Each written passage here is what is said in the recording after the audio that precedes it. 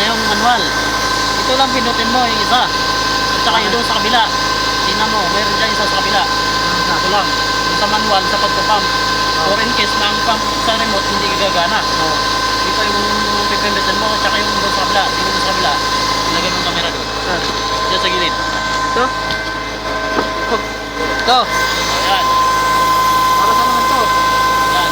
Dalawa yan, sabay. Kasi, Sabayan mo? dalawa yan. Kasi ito yun. Dalawa yan, sabay mo. Pero, isang pindot lang. Pindot lang. Ako, pindot ko na uli. Continue. Yung pagpipindot mo. Kasi ito yung sa isa, yung dito. Yung sa kabila, yung doon. Yun. Ito yung, sa ano niya. Yan, yung gauge. Pinot mo yung pot na yan, lalabas din yung ano.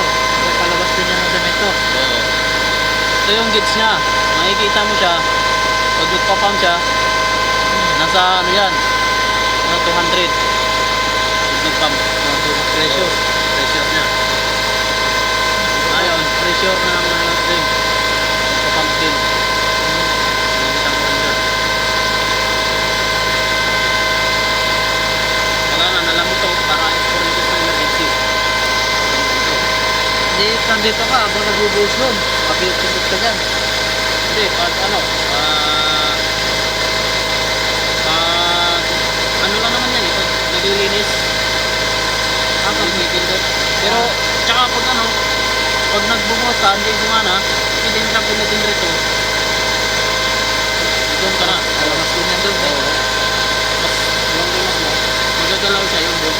Pero yung pump, yun na yung, sa pump lang naman eh. In case na pag yung dito hindi gagana, hindi ko na. Pwede mo yan. Steady yan. Steady.